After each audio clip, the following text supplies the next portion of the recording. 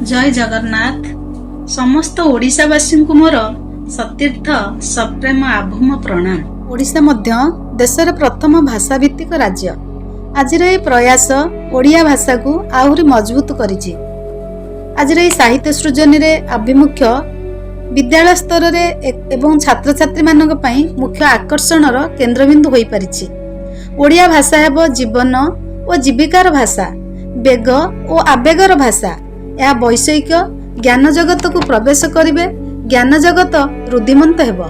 जो प्रक्रिया आरंभ होईछि ताहा निश्चित रूपे आम राज्य को समृद्धि आनिदेव। मान्यवर प्रधानमंत्री तथा शिक्षा मंत्री क्रियाशीलता भारतर भाषा ज्ञान विज्ञान जगत रे वैप्लविक परिवर्तन आनिछि। एही जुगान्तकारी प्रयास समस्तों पई गर्वर विषय। वंदे उत्कल जननी।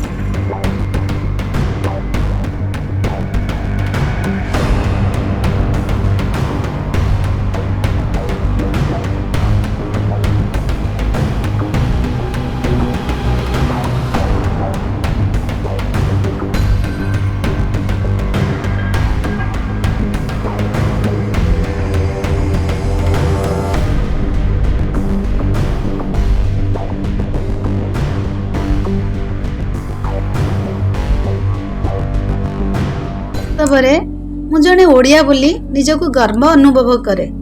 समाज रे अनेक चित्र एवं चरित्र भासी उठंती, जो मानकर चरित्र शिक्षार्थी मानक पई प्रेरणादायी एवं जार जीवन गाथा पठन कले पिला माने सेति प्रति उत्फुल्लित हुअंती, किछि शिखि थांती। सेही भली चरित्र एवं सेही भली चित्र को मु मो लेखनी मुनरे स्थानित करिथाए।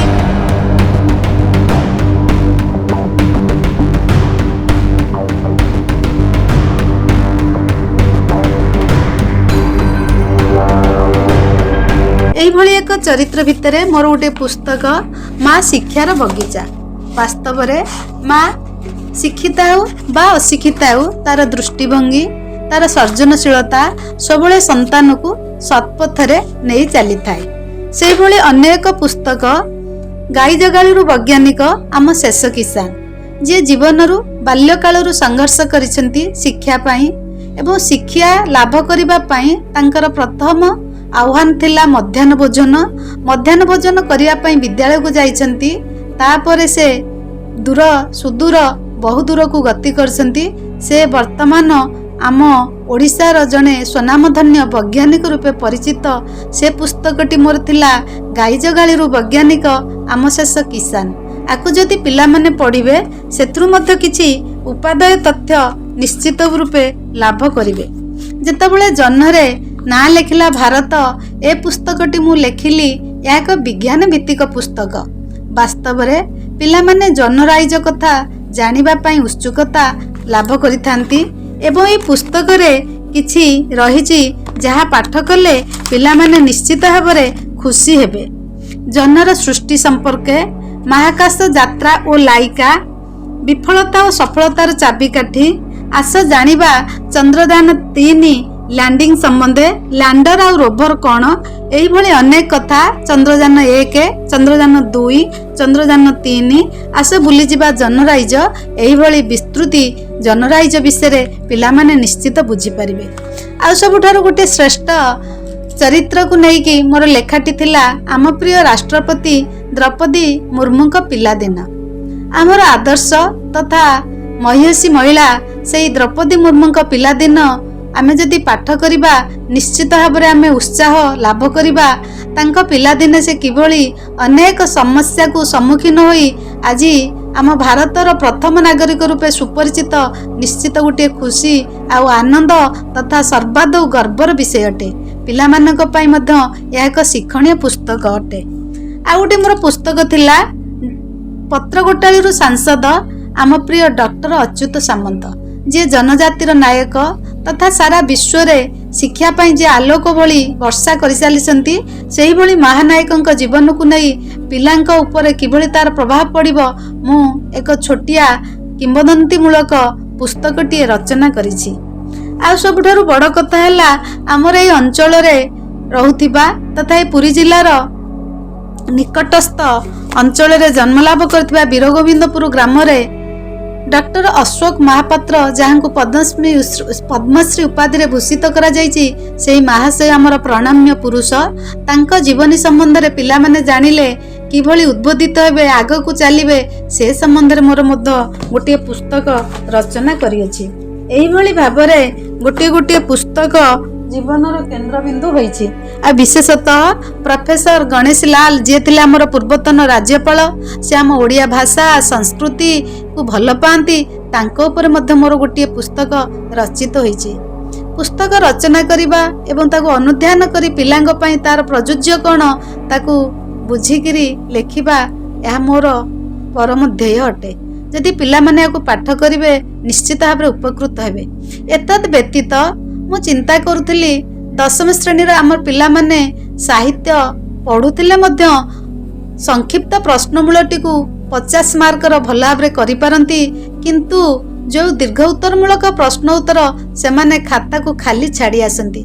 सेतिपई मु गोटे प्रयास रे साहित्य सार बोली गोटे सारांश बहीटे काढ़ी जहाकू 20 धाड़ी रे पिला पढ़ीदेले गोटे विषयर सारवस्तु तथा सार कथा सहित तार सरलार्थ लेखिबाकू सक्षम हेबे। एइटी जुगोपयोगी होइतिला एवं अनेक पिला याकू सुंदर भाव ग्रहण करथिले एवं मतामत मध्य देइथिले। जाहु मैडम आपण लेखिथिबा पुस्तकटी आमर उपादेय होई परिछि। सेही भली दशम श्रेणी व्याकरण को नहीं अति संक्षेप मु गोटे व्याकरण सार मध्य प्रस्तुत करितिली, जहा 5-7 पेज विषय को गोटे गोटे पेज रे पिला किभली मन रखि परिबो आ सुंदर भाव विश्लेषण करि परिबो आ परीक्षा उपयोगी प्रश्न उत्तर करि परिबो ता मध्य पिलांकर काम रे आसीछि। सेतिमै मु निजको धन्य मन करूछि। वास्तव रे गोटे शिक्षयित्री हेबा एते सहज नुहे, कारण निजे पिलाମାନଙ୍କ सहित मिसिबा पिलाମାନଙ୍କର मनोभाव को पठन करिबा खाली विद्यालय स्तर रे नुहे, बाहर रही मत तांको पई किछि करिबा, तांको पई यूट्यूब क्लास करिबा एवं तांको सहित ओतप्रोत भाव जड़ित होबा, तांकर भल मंद तांको दिग्दर्शन दबा, धैर्य स्नेह शांति परोपकार ए सब गुण तांको सिखैबा गोटे प्रकृत शिक्षक र ए सब मार्गदर्शन हेबा उचित। जय हिंद, वंदे उत्कल जननी। जय जगन्नाथ। मु मिनतीमाला सामंतराय पुरी जिला अंतर्गत पीएमश्री सरकारी उच्च विद्यालय कणासर जने शिक्षयित्री।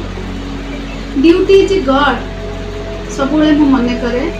जने शिक्षयित्री भावे जदि विद्यालय तथा छात्र छात्री मो समाजर किछि उपकार रे आसी पारिली ताहले सेत्रे मोर सार्थकता रहिछि बोली मु अनुभव करे। वास्तव में शिक्षादान भली एक महत् कार्य रे ब्रती होई ताहाकू निज जीवनर श्रेष्ठ धर्म और कर्म रूपे दक्षतार सह परिचालना करिया पई मु सदा चेष्टित।